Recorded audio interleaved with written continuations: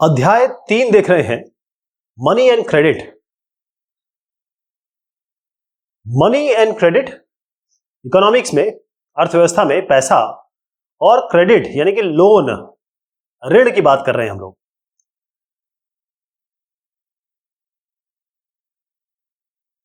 हम जानने की कोशिश करेंगे कि पैसा या मनी कैसे एक्सचेंज का मीडियम है, क्यों हम पैसा सबके पास होता है और हम कैसे चीजें खरीदते हैं, बेचते हैं, क्या नया तरीका है पैसों का, मॉडर्न फॉर्म क्या है, आज पहले क्या होता था, जो बैंक्स हैं वो क्या काम करते हैं, लोन कैसे देते हैं, क्या तरीका है उनका, और किस तरीके के दो क्रेडिट सिचुएशन है। यानी आप यहां पर हैं, आपको वो पैसा देते हैं, वो आपको क्रेडिट दे रहे हैं, पैसा दे रहे हैं। ये आदमी बैंक भी तो हो सकता है। क्रेडिट देने के क्या टर्म्स होंगे, फॉर्मल सेक्टर क्रेडिट किस तरीके से दिए जाते हैं, इसके अलावा खुद से सेल्फ हेल्प ग्रुप्स हैं वो क्या होते हैं।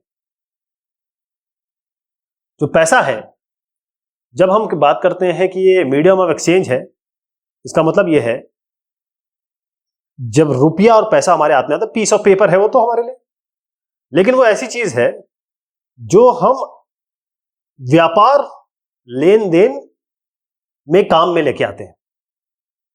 आज के समय में एक पैसा एक इंटरमीडिएटरी की काम करता है, या ये कहें कि एक एक्सचेंज है, एक्सचेंज का तरीका है ताकि आप गुड्स, सामान या सर्विसेज ले सकें। अगर आपको कहीं जाके कुछ खरीदना है तो आपको पैसा देना पड़ेगा। इसके अलावा अगर आपके ऊपर कोई लोन हो या आपके ऊपर कोई किसी ने कुछ दे रखा हो आपको, तो उसको रीपे करने के लिए आपको पैसा लगेगा, पैसा रीपे करेंगे, पैसा लिए तो पैसा देंगे। मैं इसको इस तरह समझाऊं कि आप एक शॉप पे जाते हैं, आपको कुछ सामान खरीदना है, तो कैसे खरीदेंगे आप? एक सामान खरीदना है तो आप पैसा उनको देना चाहेंगे, पैसा देंगे, वो उसका प्राइस पूछेंगे, उतना पैसा देके आप वापस आ जाएंगे। अब ये जो साहब है, इन्होंने जब ये सामान बेचा तो ये पैसा मिला इनको।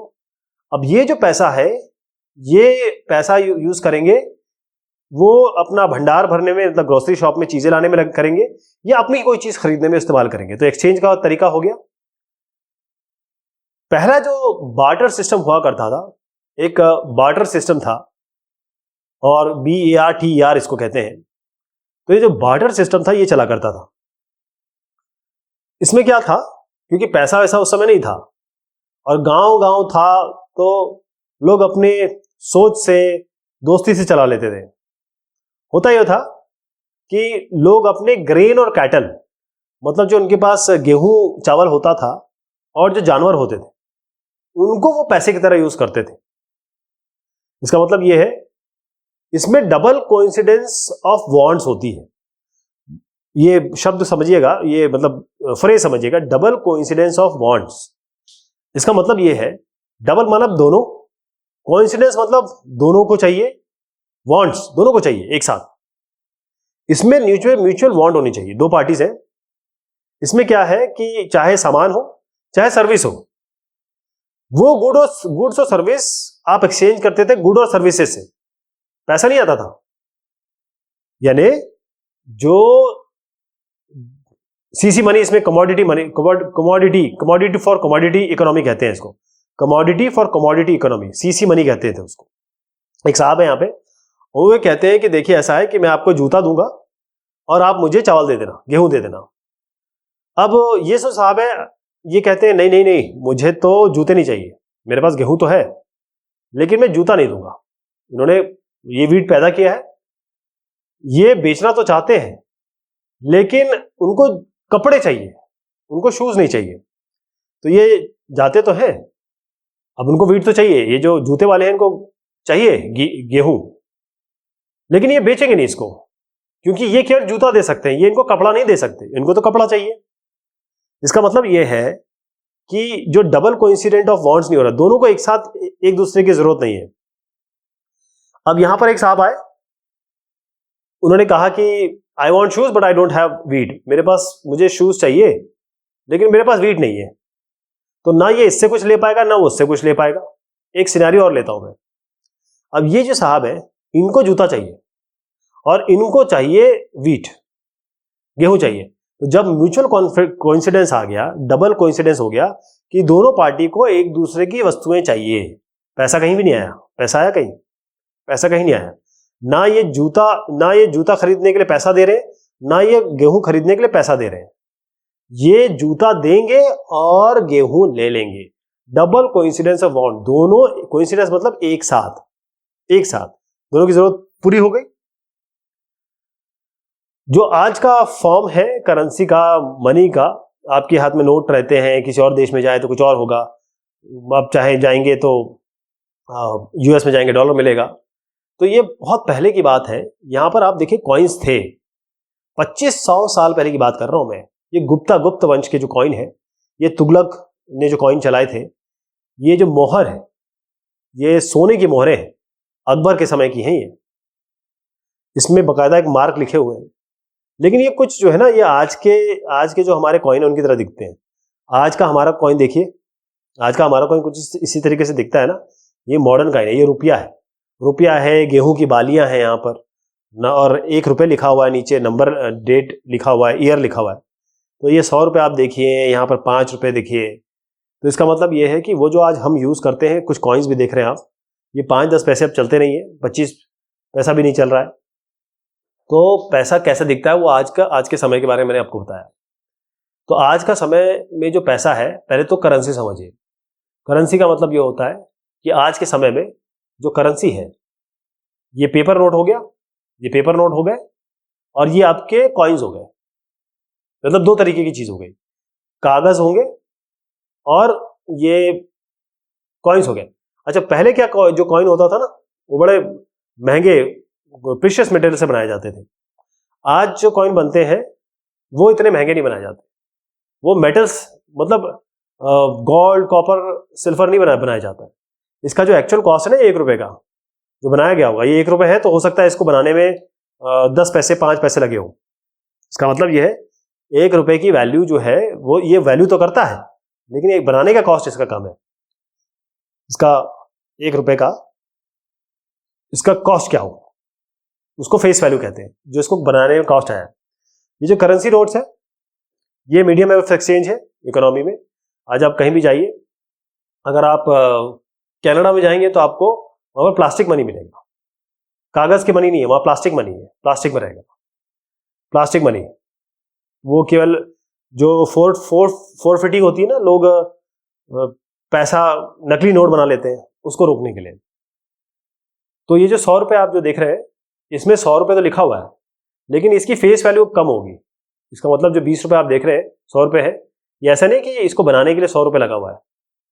ये केवल कागज है, एक ट्रांजैक्शन पॉसिबल है, और 100 रुपये का ट्रांजैक्शन हो सकता है। ये सरकारी गवर्नमेंट ने ऑथराइज किया है, जो सरकार है वो उन्होंने ऑथराइज किया है।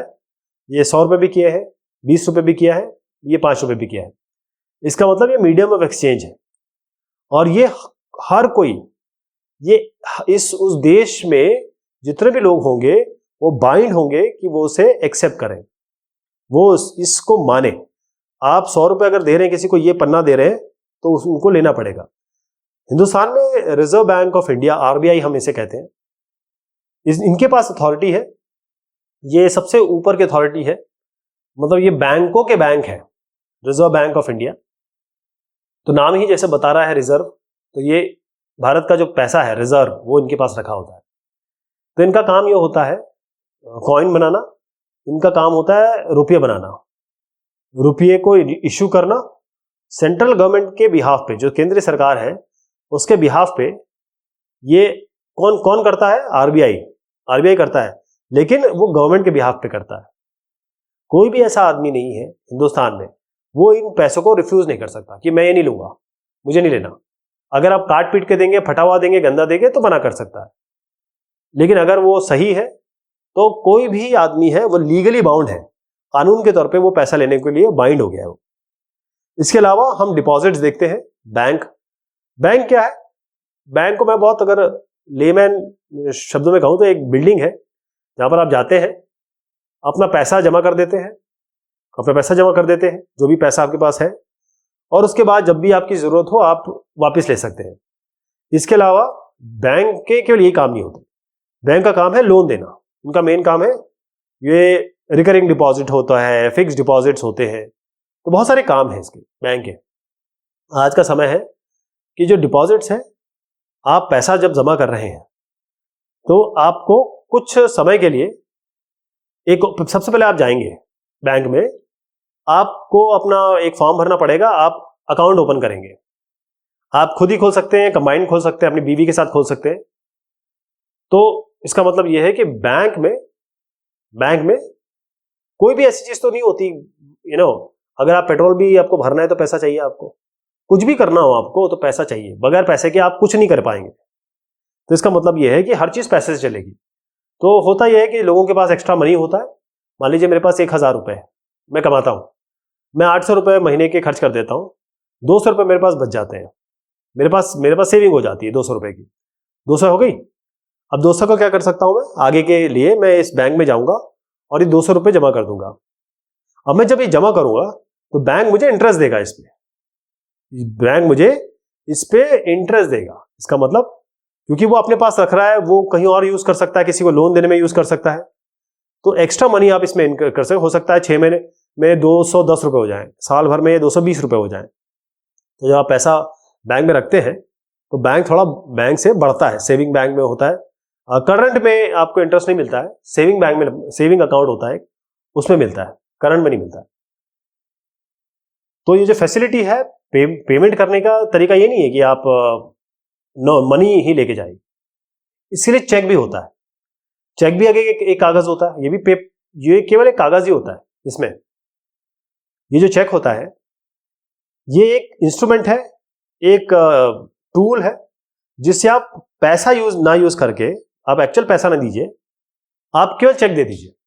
जैसे मान लीजिए 2 साहब है, एक आप है एक मैं हूं, अब आप 100 रुपए चेक दे दीजिए, आप 100 रुपए चेक दीजिए। तो आदमी क्या करेगा, आप चेक दे दीजिए, आपको 100 रुपए देने की जरूरत नहीं है, वो साहब जो है अपना जाएंगे बैंक और ये 100 रुपए निकाल लेंगे। 10,000 रुपए आप 10,000 रुपए देना चाहते हैं, जब 10,000 देना चाहते हैं आप 10,000 निकालिए फिर दीजिए, इससे अच्छा एक चेक दे दीजिए। ये आप अपने बैंक का आपको चेक की बुकलेट मिलती है, उसमें बाकायदा आपका नाम लिखा होता है, आपका अकाउंट नंबर लिखा होता है। तो जब आप अपना देंगे कि पे टू मिस्टर एक्स और 10,000 लिख देंगे, अपना साइन कर देंगे, ये साहब को जो दे दिया वो जाएंगे बैंक में, अपने अकाउंट में जाकर डिपॉजिट कर देंगे। इसका मतलब ये है कि ये चेक बोलेगा कि ये जो साहब है, जो मैं हूं, मैंने 10,000 का चेक दिया आपको, तो आपने जब जमा किया तो इसका मतलब ये है कि जैसे मैं एसबीआई का हूं और आप पीएनबी के हैं, तो ये जैसे डिपॉजिट करेंगे पीएनबी में, तो ये चेक है पीएनबी एसबीआई बाउंड हो जाएगा कि 10,000 रुपए उसको पीएनबी को देना है। तो पीएनबी आपका अकाउंट है, आप 10,000 रुपए का चेक जमा करेंगे, आपको 10,000 ट्रांसफर हो जाएंगे एसबीआई से पीएनबी में। ये एक चेक का मैं फॉर्मेट बता देता हूं आपको, चेक दिखता कैसा है। ये चेक इस तरीके से होता है, इसमें अकाउंट पे ही लिखा हुआ है एसी पे, इसका मतलब ये आप हाथ से पैसा नहीं निकाल पाएंगे, आपको अकाउंट में जमा करना पड़ेगा अपने। मेरा नाम अंशु है, आपका नाम प्रेम कुमार है, मैं आपको प्रेम कुमार के नाम आपके नाम पे लिख दिया, आपको 57,000 देने हैं, मैं आपको दूंगा। तो ये जो है ना, ये अकाउंट नंबर, ठीक, तो पे टू प्रेम कुमार, ये अकाउंट नंबर मेरा है, अंशु का है। स्टेट बैंक ऑफ इंडिया में मेरा अकाउंट है, ये मैं प्रेम कुमार को देना चाहता हूं, यानी आप प्रेम कुमार हैं, मैं अंशु हूं, मेरे बैंक का ब्रांच कोड लिखा है, मेरा चेक नंबर लिखा है, मेरे को जो चेक बुक मिली हुई है उसके कुछ स्पेशल कोड है जो बैंक यूज करता है ताकि वो आइडेंटिफाई कर सके। तो ये जो पीस ऑफ पेपर मैं आपको दूंगा, आप प्रेम कुमार है ना, 10/6/2006 को दिया मैंने आपको। आप एक शू मैन्युफैक्चरर है, मोहम्मद सलीम है, अब उनको पेमेंट करना है लेदर सप्लायर को। तो हो सकता है मान लीजिए आप लेदर सप्लायर हो, इसका मतलब ये है कि मैं आपको 57,000 देना चाहता हूं क्योंकि मुझे आपको कुछ पेमेंट करना है। तो ये जो बैंक हो गया एसबीआई, अब 57,000 प्रेम कुमार को देगा। मेरा बैंक मेरे अकाउंट से पैसा 57,000 निकालेगा और आपके अकाउंट में डाल देगा। मतलब जब आप ये चेक अपने अकाउंट में डालेंगे, हो सकता है प्रेम कुमार का बैंक कुछ भी हो सकता है एसबीआई हो सकता है एचडीएफसी हो सकता है आईसीआईसीआई हो, ठीक। आज पहले पहले तो 3-4 दिन लगते थे, आज तो आप जमा करेंगे फटाफट हो जाता है। कोई कैश ट्रांजैक्शन हुआ ना मैंने आपको पैसे दिए ना आपने मुझे पैसे दिए, ना मुझसे आपने पैसे लिए। तो जो बैंक जो है वो लोन एक्टिविटी भी करते हैं। इसका मतलब ये है कि बैंक का केवल ये काम नहीं है कि पैसा आपसे ले ले, रख ले और फिर आपको पैसा दे दे जब आप लेने जाओ। मतलब केवल डिपॉजिटिंग और देना, फैचिंग मनी, ये नहीं है केवल, ये तो एक काम है। इसके अलावा बैंक के बहुत सारे काम होते हैं, बहुत सारे काम है। तो लोन इसकी एक्टिविटी का तरीका बताता हूं मैं आपको। बैंक काम कैसे करता है, एक मीडिएटर का काम करता है, जो डिपॉजिट कर रहे हैं और जो ले रहे हैं। एक लोग आते हैं और एक वो जमा करते हैं, जैसे 100 रुपये आपने जमा किया बैंक में और 100 रुपये आपने जमा कर दिए। बैंक कहता है कि आपको 4% दूंगा पर एनम या पर मंथ, जो भी वो केस होता है। ये वो आपको कुछ 4% हो गया, 4 रुपये, है ना। तो आपको मान लीजिए पर मंथ हो गया, एग्जाम्पल दे रहा हूं आपको। तो हर जो अगर 100 रुपये जमा किए हैं तो 4 रुपये आपको ऐड करके मिल जाएंगे। मतलब 1 महीने बाद आपके 104 रुपये हो जाएंगे, 104 होंगे। अब आप फिर से 104 का 4% लेंगे, वो फिर से ऐड हो जाएगा अगले महीने, मतलब अगले के अगले महीने। तो आपको बैंक जो है वो इंटरेस्ट दे रहा है, ये चलता रहेगा। ये इंटरेस्ट है क्योंकि आपने बैंक में रखा है, बैंक आपको कुछ फायदा दे रहा है आपको कि हमारे पास रखिए, हम आपको ये देंगे। अब बैंक जो है वो हर बार, मतलब बैंक ऐसा नहीं है कि उसके पास बहुत सारा पैसा रहता है, वो उतना ही पैसा रखता है जिसमें वो कुछ लोगों को सेटिस्फाई कर सके। पहले मैं आता हूं, पहले दूसरा एस्पेक्ट बता दूं। आप लोगों ने पैसा जमा कर दिया, कई लोग ऐसे हैं जिनको पैसे की जरूरत होती है, बोरोवर्स होते हैं, लोन होते हैं, लोन लेंगे, ऋण लेंगे, इनको पैसे की जरूरत होती है। तो आपने जो पैसा जमा किया है और आपके जैसे बहुत सारे लोगों ने जो पैसा जमा किया है, वो जो पैसा है वो लोन की तरह दूसरे लोगों को मिल जाता है, वो लोन दूसरे लोगों को मिल जाता है। ये जो बोरो कर रहे हैं ना, ये जो लोन ले रहे हैं, इनको हायर रेट पे बैंक देता है। मतलब इनको जो इंटरेस्ट देना पड़ेगा वो आपसे कहीं ज्यादा है। तो आपको जो इंटरेस्ट दे रहा है और उनसे जो इंटरेस्ट ले रहा है, उनका डिफरेंस जो है वो ही बैंक की कमाई होती है। आप सब डिपॉजिटर है, सब चले गए, आपने पैसा जमा कर दिया, उसके बाद वो जब जरूरत होती है तो पैसा निकालते भी हैं, लोग पैसा निकालते हैं। अब 15% जो है वो बैंक जो है कैश के रूप में रखता है। मान लीजिए बैंक के पास 1 लाख रुपए जमा है, अगर पूरे 1 लाख रुपए आप सब ने जमा किए हैं तो वो 15% निकाल देंगे, वो 15,000 रुपए रखेगा कैश में। आरबीआई गाइडलाइंस है ये, 15%, मतलब 15,000 इसके पास कैश हो गई होगा इस बिल्डिंग में या जो भी जगह होगी। क्योंकि हो सकता है कोई भी जरूरतमंद आ जाए, किसी को डॉक्टर की जरूरत है, किसी को शादी करवानी है बच्ची की, तो वो आएगा, तो बैंक के पास 15% होना ही होना चाहिए। ऐसा कभी नहीं होगा, हाईली अनलाइकली है कि सारे के सारे आ जाए और सभी के साथ पैसा मांगने लगे, ये बहुत मुश्किल है। ये तभी हो सकता है जैसे नोटबंदी कर दी गई या कोई कोरोना वायरस आ गया, तब हो सकता है, अदरवाइज और किसी सिचुएशन में नहीं होगा। तो आपके पास 100, जैसे मैंने बताया कि आपको इंटरेस्ट मिल रहा है, 104 रुपए मिल गए। लेकिन यहां पर क्या हुआ, बोरोवर जो है, जो लोन ले रहे हैं, तो जो लोन ले रहे हैं उनको आपका पैसा रखा हुआ है ना, आप ही लोग ने, आपने तो आपका नोट बकायदा रखा हुआ है यहाँ पे। तो ये पैसा जा रहा है किनके पास, बोरोवर के पास।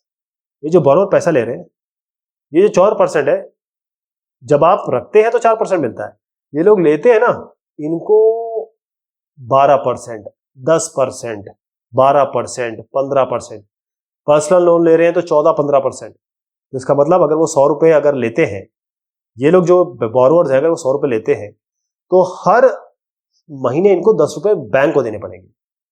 तो इसका मतलब 10 रुपए लिया बैंक ने इन्होंने इनसे, 4 रुपए आपको टिका दिया, 4 रुपए आपको दे दिया, मतलब 6 रुपए फायदा हो गया। आप देख रहे हैं बैंकिंग में कितना फायदा है। ये जो है अर्निंग है बैंक की। इसीलिए अब बैंक जो है वो इतने स्ट्रांग है हिंदुस्तान में, और हर जगह पे बैंकिंग जो फैसिलिटीज टर्शरी सेक्टर में आता है और बहुत स्ट्रांग है। तो 2 तरीके के क्रेडिट सिचुएशन होते हैं। जो क्रेडिट सिचुएशन है, यानी कि जो पैसा लेने का तरीका होता है वो अलग अलग तरीके के होता है। एक फेस्टिवल हो रहा है, एक जो फेस्टिवल सीजन है आज से 2 महीने बाद है। सलीम साहब है, जैसे अभी इनका नाम लिया था मैंने, शू मैन्युफैक्चरर है। इनको एक ऑर्डर मिला 3000 पेयर ऑफ शूज का। इनको 3000 शूज बनाने हैं, इनको 1 महीने के अंदर उन्हें देना है। इस काम को करने के लिए सलीम को वर्कर हायर करने पड़ेंगे ताकि वो स्टिचिंग कर सकें, पेस्ट कर सकें जूते को। इन एक्सपेंसेस को करने के लिए सलीम जाता है, वो चाहते हैं लोन्स लेना। तो लोन वो दो सोर्सेस से लेते हैं। वो जाते हैं लेदर सप्लायर के पास, चमड़े वाले के पास, और वो कहते हैं, क्योंकि सलीम उनको जानता है, वो भी सलीम को जानते हैं, वो कहते हैं कि आप मुझे सामान दे दीजिए, मैं आपको पैसा वापस दे दूंगा। दूसरा वो जाते हैं कि जिन्होंने उनको ऑर्डर दिया है 3000 पेयर का, उनसे वो 1000 पेयर का एडवांस ले लेते हैं। 3000 पेयर बनाने ना, 1000 पेयर का ये एडवांस ले लेते हैं। उनको ये कहते हैं कि 1 महीने में हम आपको ऑर्डर दे देंगे। महीने के एंड में सलीम जो है वो अपना डिलीवर भी कर देते हैं ऑर्डर, और प्रॉफिट भी बना लेते हैं। और वो जो पैसा उन्होंने बोरो किया था, लिया था, वो भी दे दिया इन्होंने। तो जो भी आप उनको मिल रहा है, आप देखिए वो, क्योंकि जो रॉ मटेरियल में जो उन्होंने 1000 पेयर के लिए, उन्होंने क्या किया, लोगों को जो हायर किया था उसको पैसा दे दिया 1000 पेयर से जो उन्होंने एडवांस लिया, और साथ में इन्होंने जो स्टिचिंग पेस्टिंग सब में काम आने वाला है, कच्चा माल आना है, उन सब के में भी पैसे लगा दिए। और उसके बाद जो उनको फायदा हुआ, वो जैसी पैसा उनको बाकी जो 2000 पेयर जो उन्होंने के जो पैसे मिलेंगे, सबसे पहले वो लेदर सप्लायर वाले के पास जाएंगे जिसने उनको चमड़ा दिया था। उनको क्योंकि रॉ मटेरियल दिया उन्होंने, है ना, और ये जाके उसको पैसा दे देंगे, और फिर जो भी चीज बचेगी वो इनका प्रॉफिट हो जाएगा। ये एक सिनेरियो हो गया। अब स्वप्ना की प्रॉब्लम समझिएगा। स्वप्ना का क्रेडिट नहीं है, स्वप्ना की क्रेडिट प्रॉब्लम है। ये मूंगफली उगाती है, 3 एकड़ का इनके पास जमीन है। वो लेते हैं मनी लेंडर से, है ना, मनी लेंडर जो पैसा देते हैं अच्छे खासे इंटरेस्ट पे। वो ये कहते हैं कि हम आपको लोन दे देंगे। होता क्या है कि जब ये सीजन चल रहा होता है तो इनका जो क्रॉप है उसमें कीड़े लग जाते हैं, उनकी जो क्रॉप हो गई वो खराब हो जाती है। ये देख के वो जाती हैं पेस्टिसाइड, जो जीव को मारने के जो वो होते हैं, वो ये लगा डालती हैं, उसके लिए पैसे लेते हैं। अब ये पे नहीं कर पाएंगे मनी लेंडर को जिससे इन्होंने पैसे लिया है, और इसके बाद जो है उनका डेट और बढ़ गया। अगले साल फिर से ये फ्रेश लोन लेती हैं। वो ऑलरेडी डेट में है, वो बेचारी ऑलरेडी लोन में है। उसके बाद नॉर्मल क्रॉप हो जाती है, लेकिन क्योंकि 3 ही एकड़ है इनके पास, ना तो इनको इतना पैसा मिल पाया कि वो पिछले लोन को जमा कर सके। इनको इतना फायदा नहीं हो पाया कि पिछली बार का लोन क्लियर कर सके। मतलब ये सर्कल में आ गई, अब ये डेट के सर्कल में आ गई। ये जो 3 एकड़ है ना, बेचारे को उसमें से एक पार्ट जो है वो बेचना पड़ा ताकि वो इन सब लोन से निकल पाए। तो मैंने आपको 2 सिनेरियो बताए। जो सिनेरियो है ये एक एग्रीमेंट है। इसमें क्या है, क्रेडिट का मतलब ये होता है कि दोनों जो पार्टी है, एक आदमी जब पैसा देगा और गुड देगा किसी जरूरतमंद को, आपको देना। जैसे मान लीजिए मैं सलीम वगैरह की बात किया, हुआ ये कि मैं आपके पास गया और आपसे कहा कि मुझे पैसा दे दीजिए। तो ये आपने कहा कि ठीक है मैं पैसा दे दूंगा, मैं आपकी मदद कर रहा हूं, लेकिन मैं 12% आपसे इंटरेस्ट लूंगा, मतलब 1 साल के लिए। तो जब आप 1 साल बाद ये 100 रुपये दोगे तो आप 112 रुपये दोगे मुझे। तो मैं कहता हूं ठीक है, क्योंकि मुझे तो जरूरत है पैसे की, मेरे पास तो कोई ऑप्शन नहीं है। तो 2 तरीके की क्रेडिट सिचुएशन हो गई। पहला, ये प्रोडक्शन एक्टिविटी के लिए लोन लिया जा रहा है। वहां पर जो प्रोडक्शन है कि भाई मेरा जब काम कंप्लीट हो जाएगा तो मैं आपको, जब मेरा काम कंप्लीट हो जाएगा प्रोडक्शन में, तो फिर मैं आपको वापस कर दूंगा। तो सलीम ने पैसा दिया, सलीम ने पैसा दिया ना, और जब हमने सलीम की बात की तो हमने स्वप्ना की बात की। तो ये कई जगह सिचुएशन आती है, और यहां पर क्या होता है, एक सप्लाई चेन बनी हुई है। इस सप्लाई चेन में जो सलीम है, सलीम को जानते हैं लोग। तो जब वो चमड़ा के पास वाले के पास गया, चमड़ा वाला जानता है कि अरे ये तो मेरे पास आता रहता है, ये तो सालों से मेरा वो है, वो उसने उसको चमड़ा उठा के दे दिया। उसे पता है कि जब ये अपना काम कंप्लीट कर देगा, ऑर्डर हो जाएगा, तो उसको पैसा मिल जाएगा वापस। तो आप देखिए सलीम की जो हालत है वो और अच्छी होती चली जा रही है। इसका मतलब उसको प्रॉफिट बन रहा है। सपना की मैंने जब बात की थी, तो यहां पर एक बंदा जो सपना है वो प्रोडक्शन एक्टिविटी के लिए पैसा ले रही है और कहती है कि मैं पैसा दे दूंगी, लेकिन वो क्योंकि उसकी बेचारी की क्रॉप ही फेल हो गई और उसके लिए उसने पेस्टिसाइड के लिए भी लोन खरीद लिया, ले लिया, तो क्रॉप भी फेल हो गई और जो क्रॉप के लिए लोन लिया, फिर पेस्टिसाइड के लिए लोन लिया, तो प्रोडक्शन में लॉस हो गया। ये सिचुएशन आ गई कि एक से एक डेट ट्रैप कहते हैं, इसे कहते हैं लोन ऋण चक्र, ऋण चक्र कहते हैं इसको। इसमें क्या हुआ कि उसकी बेचारी की हालत खराब पे खराब हो गई, ना तो उसने जो लगाया मूंगफली वगैरह के लिए जो पैसा लगाया वो तो खराब हुआ ही हुआ, ऊपर जो उसने लोन लिया है, और लोन तो अच्छे खासे इंटरेस्ट पे लिया है, वो भी नहीं पे कर पाई। उसके लिए उसको अपना एक पूरा पार्ट जमीन उसको बेचनी पड़ी। कुछ टर्म्स होती हैं क्रेडिट की, अगर आप किसी से पैसा लेंगे, जैसे आपके दोस्त से मांगेंगे, वो आपको दोस्त को दे देगा, दोस्त 100 रुपये निकाल के दे देगा। लेकिन अगर आप बैंक पे जाएंगे तो ऐसा नहीं कि बैंक अरे आइए आइए आप पैसा उठा कर दे देगा। कोई भी जाएगा उसके लिए एक डॉक्यूमेंट होगा, उसमें क्लियरली लिखा होगा, कोई भी साहब है, चाहे लेंडर भी, मनी लेंडर भी हो, है ना, साहूकार जिसे कहते हो, तो वो एक कागज होगा, उससे बताएगा आपको ये आपने इतना पैसा लिया है, इतना इंटरेस्ट होगा इसका। और लेंडर्स जो हो सकता है वो कभी कोलैटरल भी ले लेते हैं। कोलैटरल मतलब ये होता है कि मैं आपको थोड़ा उसको समझाने की कोशिश करता हूं। मान लीजिए आप बैंक गए, बैंक आपको एक कागज देगा और उसमें सारी इंफॉर्मेशन होगी और टर्म्स एंड कंडीशन लिखी होगी। उसमें लिखा होगा कि 10% आपको इंटरेस्ट देना पड़ेगा, मतलब 100 रुपये अगर आपने लिया, 10% 10 रुपये हो गया, तो 110 आपको रिपे करना पड़ेगा हर साल, पर एनम अगर ये पर एनम है तो आपको 10 रुपये पे करने पड़ेंगे। अब 110, तो ये इन्होंने क्लियर लिख दिया है ना, कोई आपने नहीं, मतलब आप और दोनों एग्री कर गए, ये टर्म्स में आ गए। अब देखें, ये जो मैंने आपको बताया कि हर जो भी इसमें पेमेंट आप जो रीपे कर रहे हैं, ये हो सकता साहूकार से अलग हो। साहूकार कहे आपको कि 15% में देंगे, वो हो सकता बातों से डिस्कस हो जाए। तो एक और चीज कंडीशन आ सकती है कोलैटरल। अब इसमें मनी लेंडर बहुत जरूरी हो जाते हैं और बैंक भी करता है। आप जब पैसा लेंगे साहूकार से या बैंक से, आप 100 रुपए इससे लेना चाहते हैं, हो सकता है आप 100 रुपए ना रिटर्न करें, हो सकता है आप भाग जाए, हो सकता है आप ना दें, हो सकता है बदमाश हो आप ना दें। तो ये जो बेचारा, इसने भी तो कहीं ना कहीं से पैसे दिए हैं आपको, ये कहां से लेगा पैसे? तो इसको कोई कोलैटरल चाहिए, इसको कुछ ना कुछ ऐसी चीज, जैसे वो गिरवी रख देगा, कुछ आप कुछ गिरवी रख देंगे, यानी आप हो सकता है कुछ सोने की चीज रख दें या अपने जमीन के कागजात रख दें, कि आप अगर पैसा दे के लेके भाग जाते हैं तो उसके पास कुछ ना कुछ होना चाहिए। तो कोलैटरल वो एसेट होता है, वो लिक्विड फॉर्म में नहीं होता, मतलब वो पैसे फॉर्म में नहीं होता, लेकिन वो ऐसा होता है कि जिसको लिक्विडेट किया जा सकता है, मतलब उसको लिक्विडेट फॉर्म में किया। जैसे आपने घर के पेपर दे दिए और आपने 20 लाख रुपए और लेके भाग गए, तो जो बैंक है वो उस 20 लाख रुपए को रिकवर करने के लिए उसको नीलाम कर सकता है आपके घर को। तो एक तरीके से सिक्योरिटी हो गई, बैंक फ्री हो गया कि भाई मैंने एसेट ले लिया है और कल को अगर ये भागता है तो मेरे पास इतना सब कुछ होगा, इतना ये उसके कागजात रखे हुए हैं कि मेरे पास सिक्योरिटी है, मेरा नुकसान नहीं होगा 20 लाख रुपए का। तो जब तक आप रिपे नहीं करेंगे, अगर आप जैसी रिपे करेंगे वो आपको आपके घर के पेपर वापस कर देगा। साहूकार के पास अगर अपने सोना कुछ रखा हुआ है या कोई और ऑर्नामेंट रखा है, आभूषण रखे, तो वो आपको वापस कर देगा। लेकिन अगर आप लेके भाग जाते हैं तो ये एसेट और कोलैटरल जो होगा ये साहूकार का हो जाएगा और बैंक का हो जाएगा। तो ये बहुत पहले से चला आ रहा है, सालों साल से चला आ रहा है, सदियों से।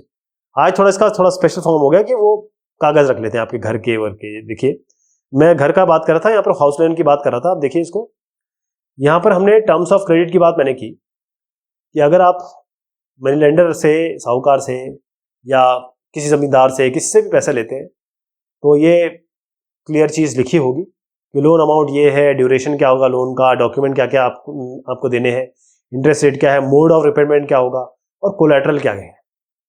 जैसे मेघा है, मेघा जी ने क्या किया कि 5 लाख रुपए का लोन लिया घर बनाने के लिए, खरीदने के लिए 5 लाख के लिए उनसे कहा गया कि देखो आपको 12% पर एनम देना पड़ेगा। मतलब 12%, 5 लाख हो गया, और इसका 12% हर साल इनको देना पड़ेगा, तो करीबन 60,000 हो गया। 60,000 इनको हर महीना बैंक को देना पड़ेगा। 60,000 अच्छा अमाउंट होता है। ये इंटरेस्ट है, ये एक्चुअल नहीं है।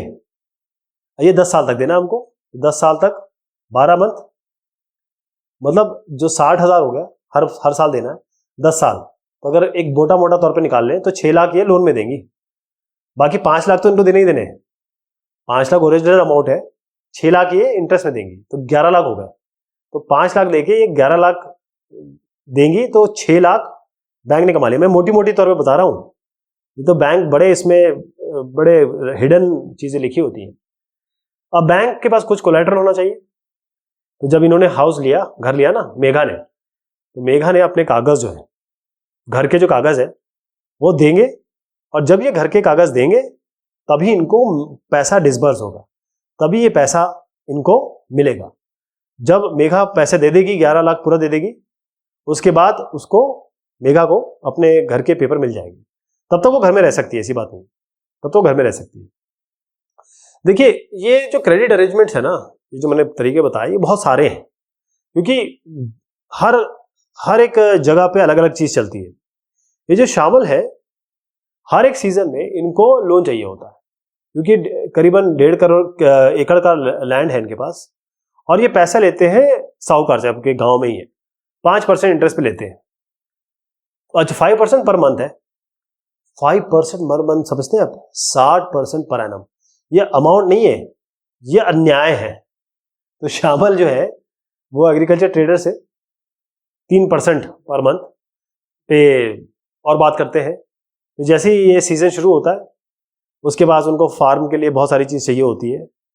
अब जब क्रॉप तैयार हो जाएगी तब वो रिपे कर देंगे।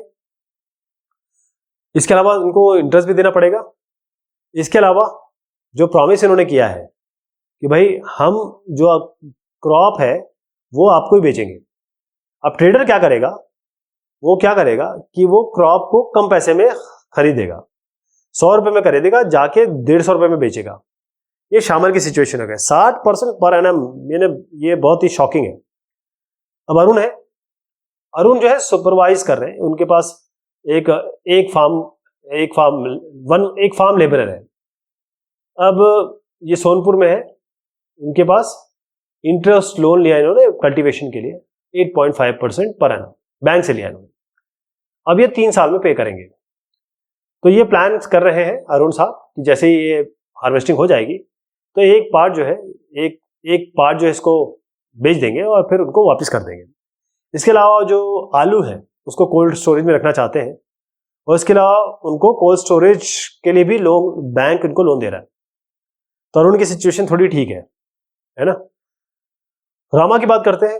अब रामा जो है ये बगल की फील्ड में काम कर रही है, लेबर है बेचारी। अब इनके पास कोई काम नहीं था और हर एक दिन के लिए, डे टू डे नीड के लिए इनको पैसे चाहिए होते हैं, तो लोन ले रही हैं। अगर मान लीजिए कोई बीमार हो जाती है, कोई फंक्शन है, तो फिर से लोन में लेना पड़ता है इनको।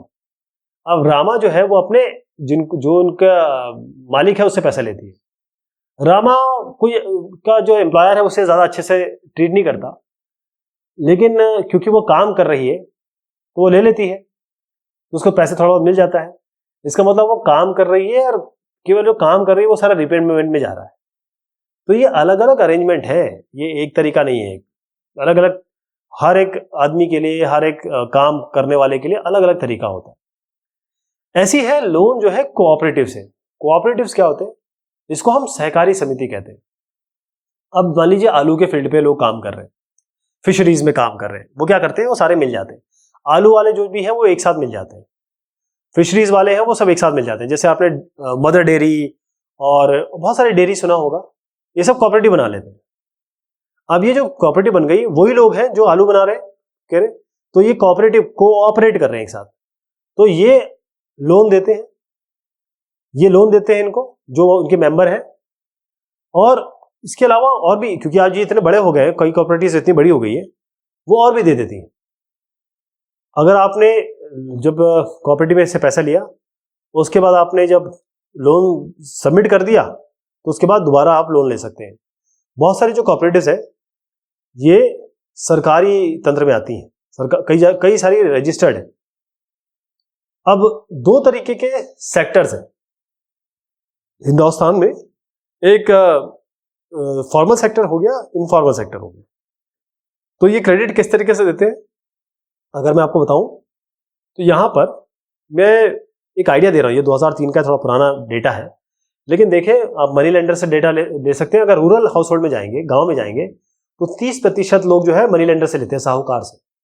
25% कमर्शियल बैंक से लेते हैं। 27% जो है कोऑपरेटिव सोसाइटी से लेते हैं। मनी लेंडर में आपको कुछ करना नहीं पड़ता है, जाएंगे पैसा लेंगे, वो आपका कुछ ना कुछ ले लेगा।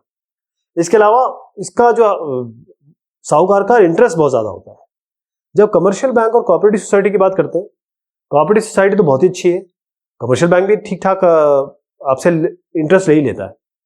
बाकी दोस्तों से ले सकते हैं, रिलेटिव से ले सकते हैं, लैंडलॉर्ड से ले सकते हैं। लैंडलॉर्ड यानी कि जमींदार, ये थोड़ा सा ज्यादा हो जाता है। तो दो तरीके के आपके सेक्टर क्रेडिट तरीके हैं जिससे ले सकते हैं, फॉर्मल सेक्टर, एक इनफॉर्मल सेक्टर, यानी संगठित क्षेत्र और असंगठित क्षेत्र।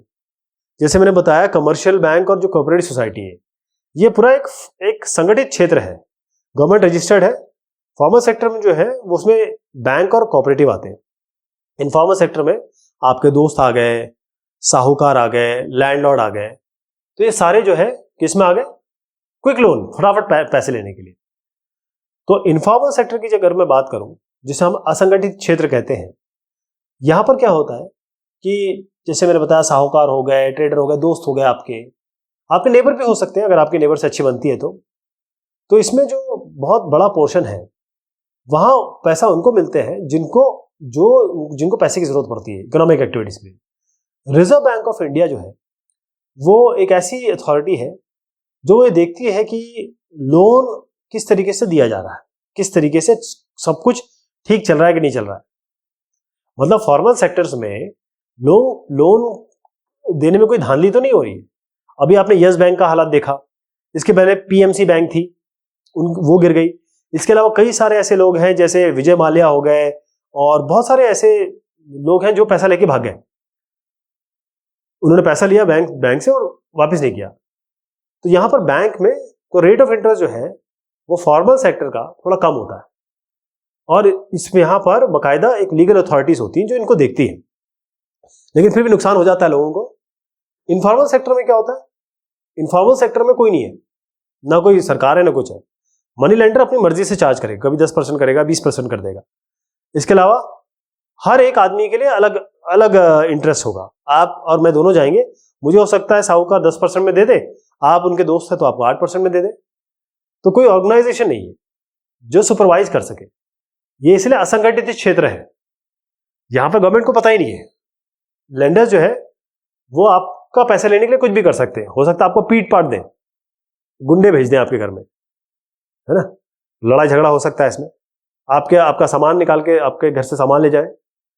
कभी कभी क्या होता है कि जो इनकम होता है बोरोवर्स की, मतलब बेसिकली जो इंटरेस्ट होता है वो इतना ज्यादा हो जाता है, जो एक्चुअल अमाउंट है वो कम रहता है, वो इतना ज्यादा इंटरेस्ट हो जाता है। तो हमेशा कई लोगों आपने देखा होगा कि खासतौर में महाराष्ट्र में जो किसान है वो आत्महत्या कर लेते हैं क्योंकि इतना पैसा ले लेते हैं, इतना उनके ऊपर लोन हो जाता है, साहूकार वगैरह से लेते हैं।